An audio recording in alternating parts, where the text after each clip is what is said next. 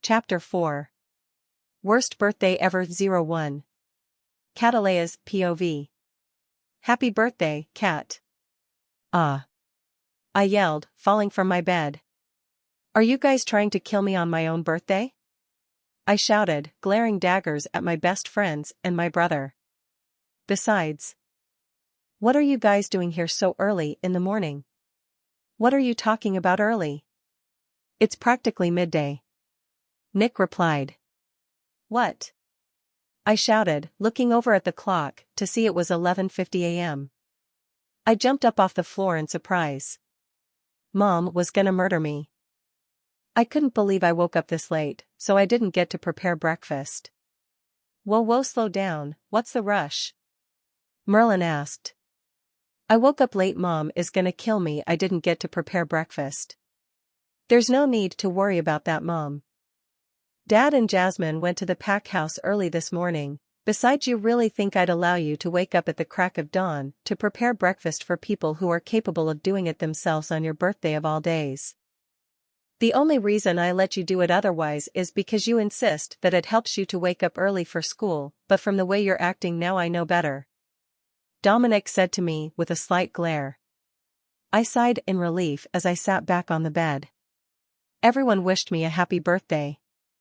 And I opened the presents they got me even though I had already told them they didn't have to. Lana bought me a gold friendship charm bracelet, Aquarius bought me a paint set I'd been eyeing for a few months now, and Freya got me a gift card and a trip to the spa. Merlin got me a mint green, my favorite color, sweater that said Mrs. Mathers. We all laughed at that one.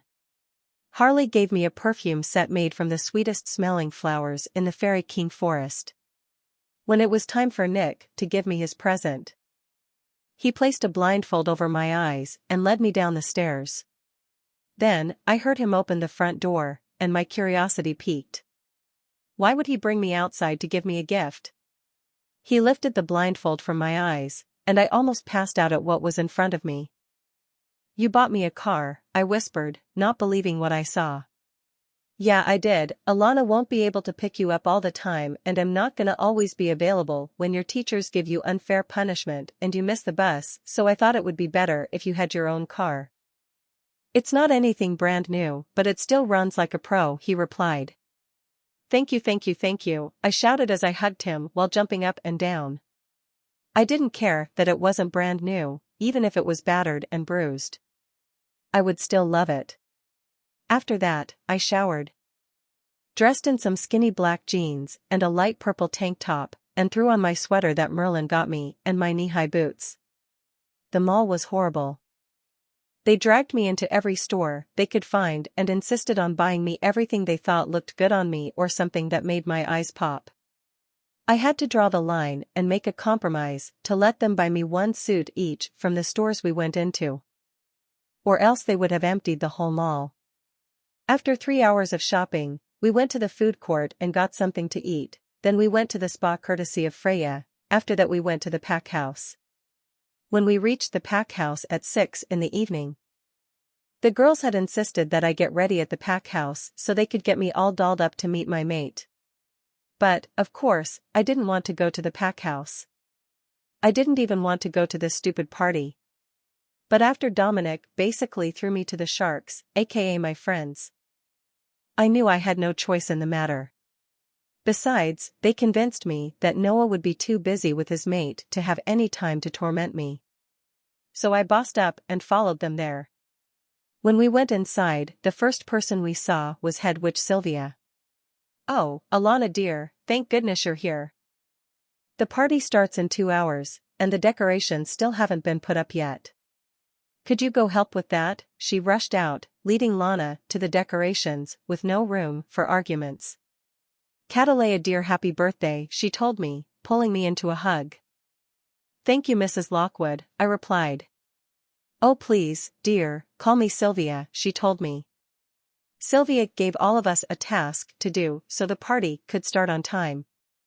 She also gave me a pair of black heels she had bought for my birthday. They would go great with the red dress I bought. Of course, my mate would have a heart attack when he saw me. I was placing the snacks on the buffet table outside on the patio when someone bumped into me. "Watch where you're going, bitch," sneered Joshua, Noah's #1 goon. I ignored him and placed the cheese beside the nachos. "Don't ignore me, little whore," he yelled as I walked past him. "Is there a problem here?" Sylvia asked, sticking her head through the kitchen door. "No, Mrs. Lockwood," Joshua replied while glaring at me. I quickly placed the rest of the stuff on the buffet table and then made my way to the elevator, pressing the button to take me to the second hallway on the 3rd floor. When the elevator opened, I stepped into the hallway. I immediately saw Noah coming out of his room, followed by Jasmine. I mentally shook my head at both of them. I swear they have no shame, especially Noah. I meant he would meet his mate tonight, and he's still hooking up with Jasmine, even though it wouldn't be a problem if they turn out to be each other's mates. After all, Jasmine was convinced she was Noah's mate.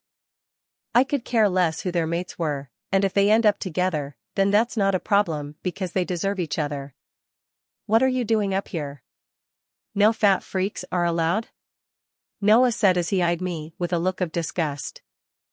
Jasmine burst out laughing, which sounded more like an evil witch cackling than someone's laughter. I thanked the moon goddess when Alana opened her bedroom door. "Kat, what are you doing standing in the hallway? Come on. We don't have much time and Aquarius is in here having a hissy fit wondering where you are," she called out to me. "I should have known you would be the one to invite garbage up here, Lana." Noah spat, realizing she was the one who called me up here. "Why don't you go stick your dick in some whore and leave her alone, Noah, and if I see you messing with her again, I'll let Mom cancel your party," Lana retorted.